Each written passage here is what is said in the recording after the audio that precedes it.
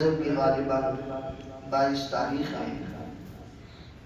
دعا بھی جن ساتھیوں نے نہیں پڑھی تھی پھر پڑھ لے، خود پڑھتے رہا کریں۔ اللہم بارک لنا فی رجب و شعبان وبلغنا رمضان۔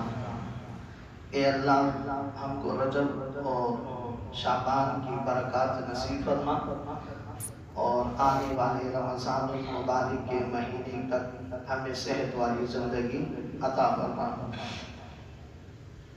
آج جس موضوع کا میں نے انتخاب کیا ہے، پورا ہفتہ تقریباً اس پہ میں نے تیاری کی قرآن اور احادیث سے کہ مسلم حکمران کے اوصاف کیا ہونے چاہیے۔ الیکشن کا دور ہے اور یہ ہماری ذمہ داری بنتی ہے کہ قرآن میں اور پاک پیغمبر کے فرمان میں اللہ اور اس کے پیغمبر نے کسی بھی حکمران کے متعلق ہمیں کیا فرمودات عطا کیے کہ ایک مسلمان حکمران کیسا ہونا چاہیے۔ پھر اس کے بعد ہم اپنے معاشرے پہ غور کریں گے کہ کیا ہمیں ہمارے معاشرے میں ایسا حکمران میسر ہے یا نہیں۔ پھر تیسرے نمبر پر اگر میسر ہے تو پھر ہم قرآن و حدیث میں عمل کریں گے، جو حکم اللہ اور اس کے رسول نے دیا ہے ویسا کریں گے۔ اگر ایسا آدمی میسر نہیں ہے پھر ہم معاشرے میں دیکھیں گے کہ جو انسانی فلاح و بہبود کے لحاظ سے خیر جس میں زیادہ ہو شر جس میں نہ ہو پھر اس کو ہم لیں گے۔ یہ اللہ اور اس کے رسول کا حکم ہے۔ میں ابھی قرآن اور حدیث آپ کے سامنے رکھتا ہوں،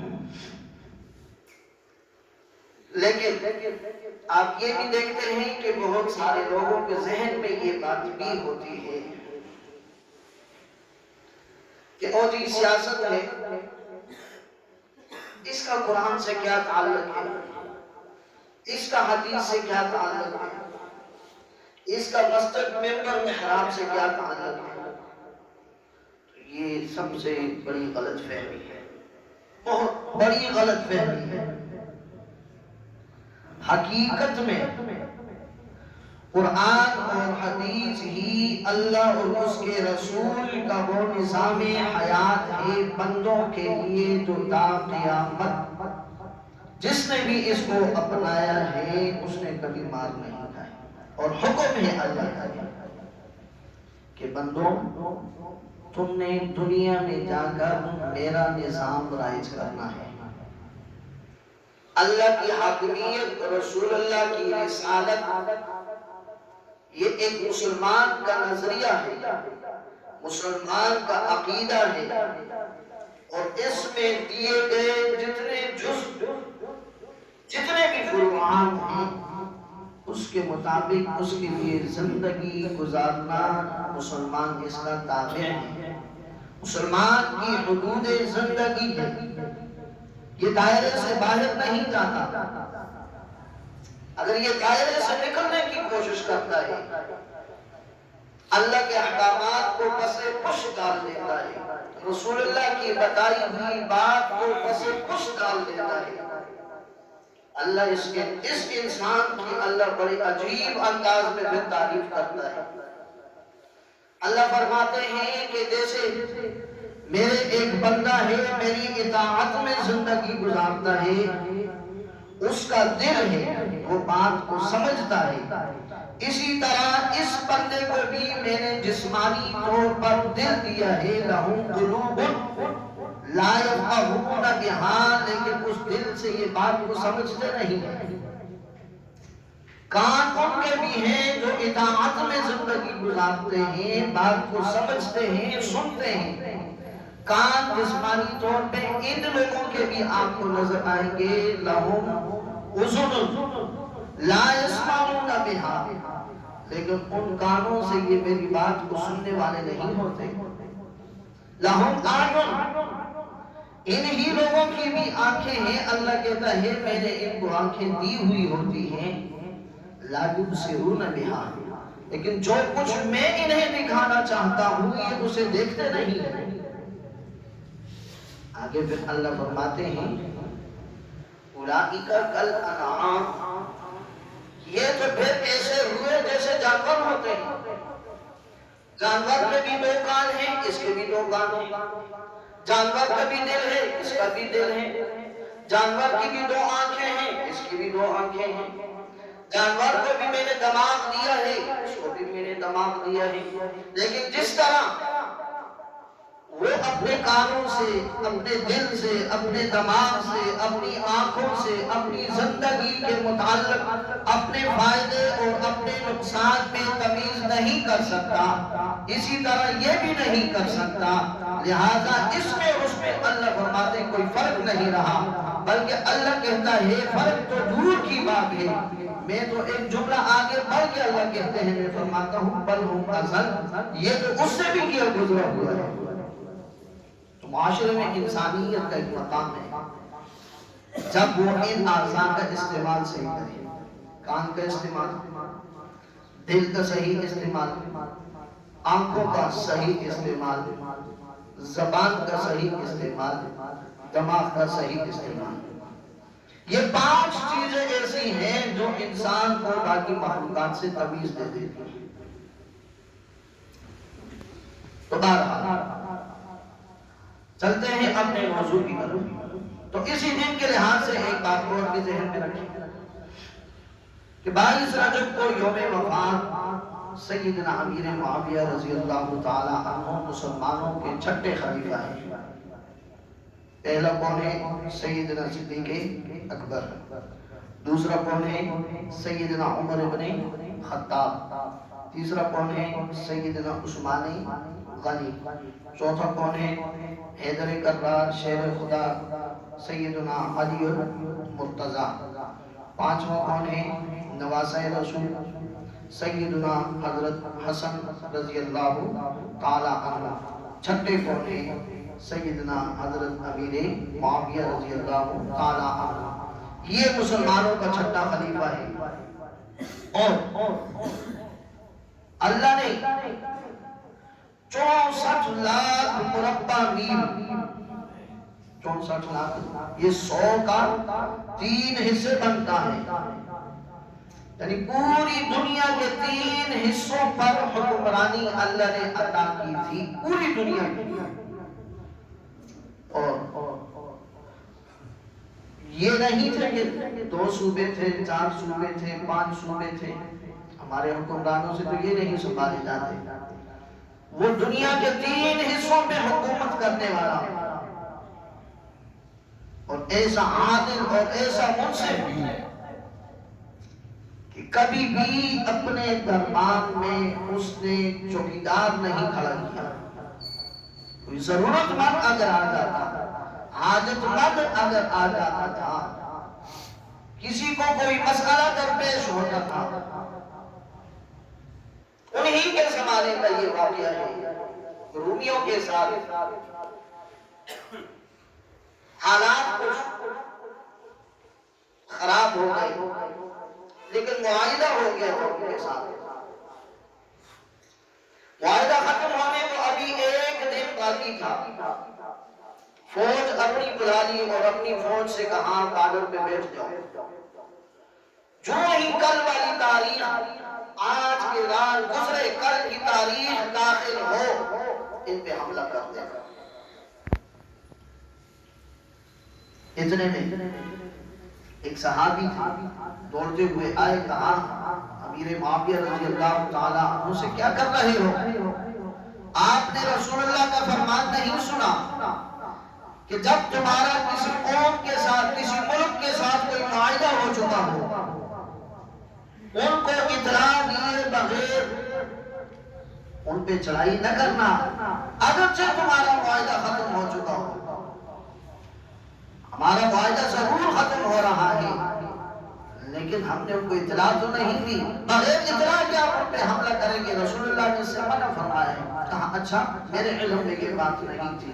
حکمران ہی اپنی فوج سے کہا پیچھے ہٹ جاؤ، واپس آ جاؤ۔ دوسرے دن اطلاع دی اور کہا ہم حملہ کریں گے۔ لیکن رسول اللہ صلی اللہ علیہ وسلم کے احکامات کی اور آپ کے فرمودات کی پاسداری رکھتے تھے۔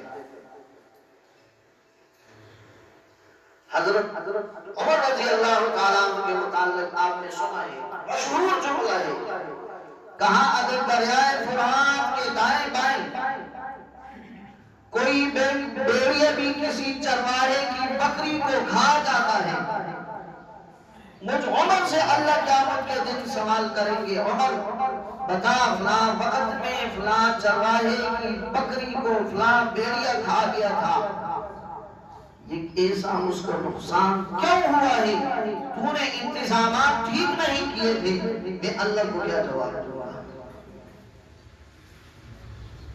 اگلی بات قرآن کے اندر یا ایھا الذین آمنوا لا تتخذوا بطانۃ من دونکم لا یألونکم خبالا، ایمان والو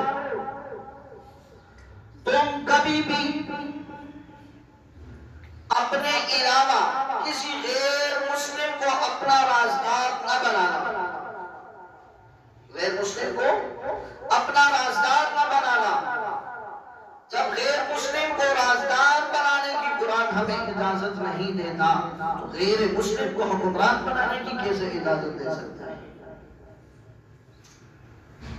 دوسری جگہ اللہ ارشاد فرماتے ہیں یا ایھا الذین آمنوا اطیعوا اللہ واطیعوا الرسول وَإِذَا تَنَازَعْتُمْ إِلَى الْأَمْرِ فَرُدُّوهُ إِلَى اللَّهِ وَإِلَى الرَّسُولِ وَإِلَى أُولِي الْأَمْرِ، تمہارا کسی معاملے میں جھگڑا ہو جائے، تمہارے کسی معاملے میں اختلاف پیدا ہو جائے، کوئی بھی تنازع کھڑا ہو جائے، اس تنازع کو حل کرنے کے لیے سب سے پہلے اللہ کے قرآن کو دیکھنا، اگر فیصلہ مل جائے اس پہ عمل کر دینا، نہ ملے رسول اللہ کے فرمان کو دیکھ لینا، مل جائے عمل کر دینا، نہ ملے اپنے حکمرانوں کے پاس چلے جانا۔ اے حکمرانوں تمہیں بھی اللہ کے قرآن یہ حکم دیتا ہے، تم بھی قرآن و سنت سے رجوع کر کے اپنی عوام میں فیصلہ کر دیتا۔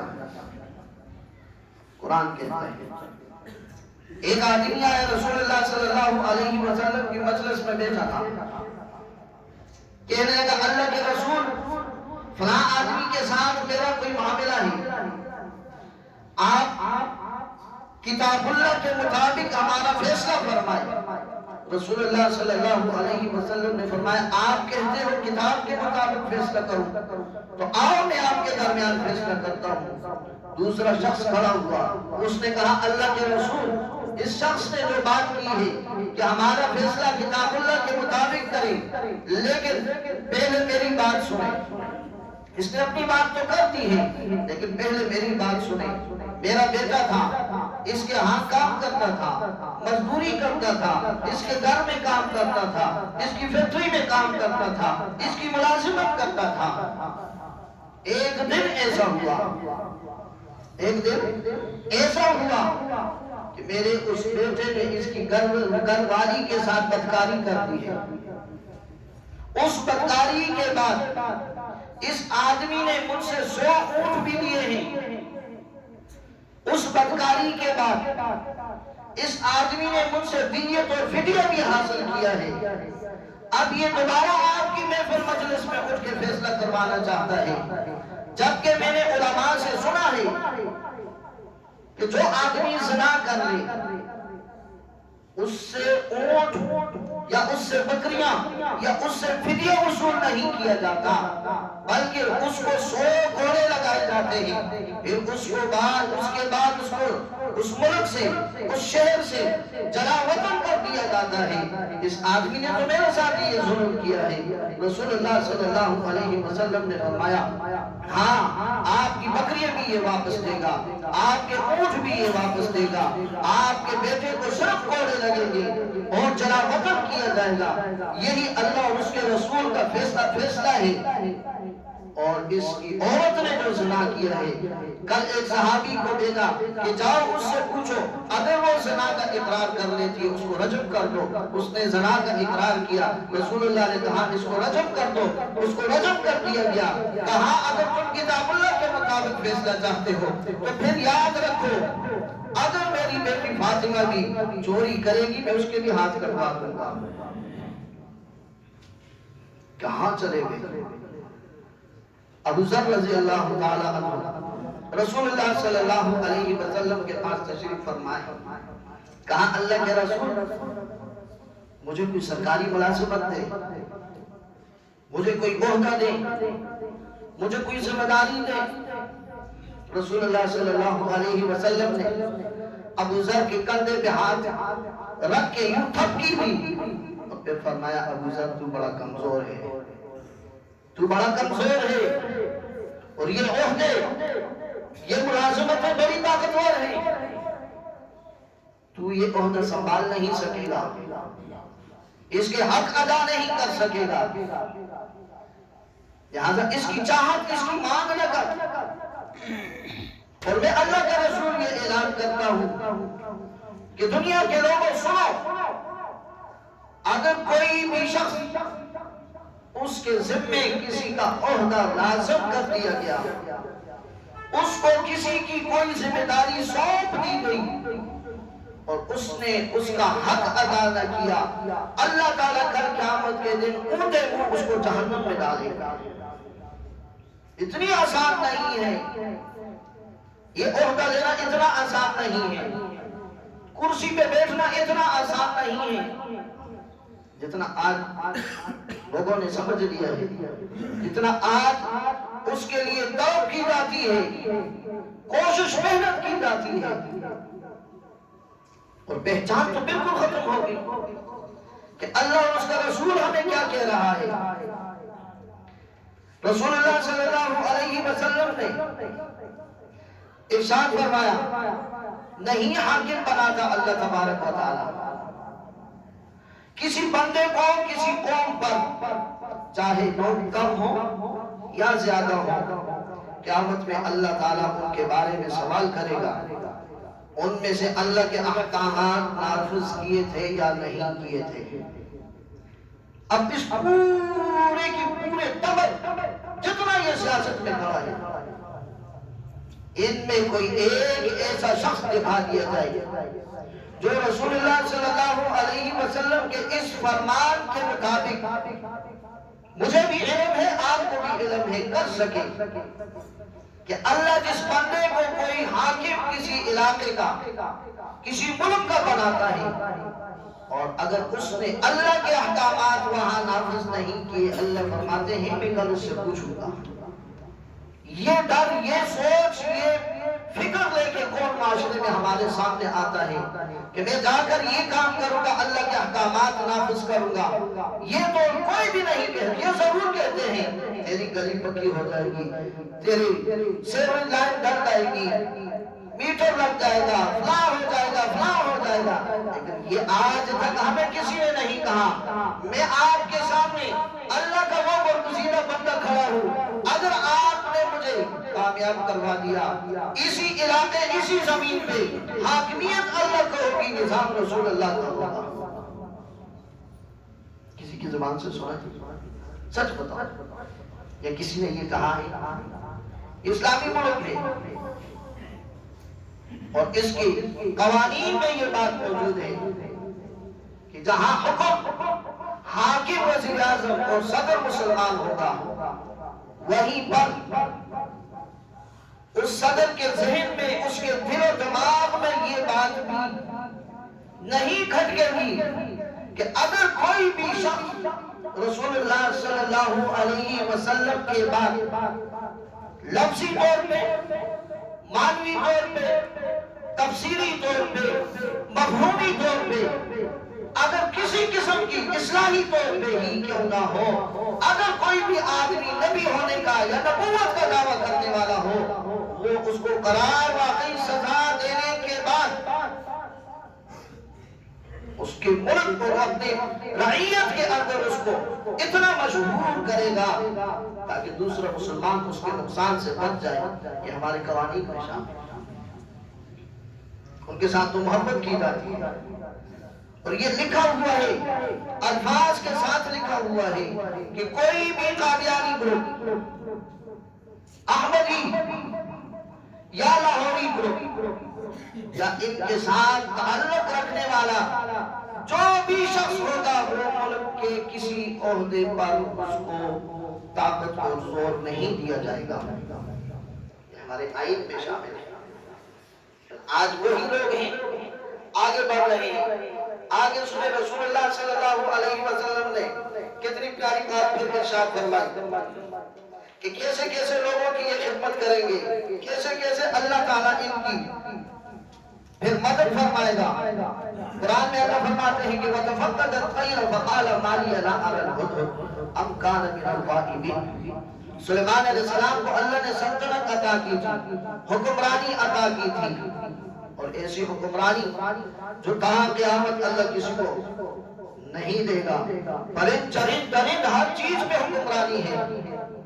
ایک دن اپنی رعایا میں ہدہد کو غائب دیکھا, لوگوں سے سوال کر دیا, کہا مجھے کیا ہو گیا ہے کہ میں اپنی رعایا میں ہدہد کو نہیں پاتا, یہ ہدہد کہاں ہے, کہاں چلا گیا ہے, کوئی بیمار ہے, کوئی مسئلہ درپیش ہے یا کوئی اور اس کے ساتھ ایسی حالات واقعات پیش آ چکے ہیں یا مر چکا ہے, کیا ہو گیا ہے. سلیمان نے یہ سوال کیا اور پھر آگے خود کہا اگر یہ زندہ ہے ہمارے پاس آ گیا, معقول عذر اس نے ہمیں نہ بتایا, ہم اس کو سخت سے سخت سزا دیں گے.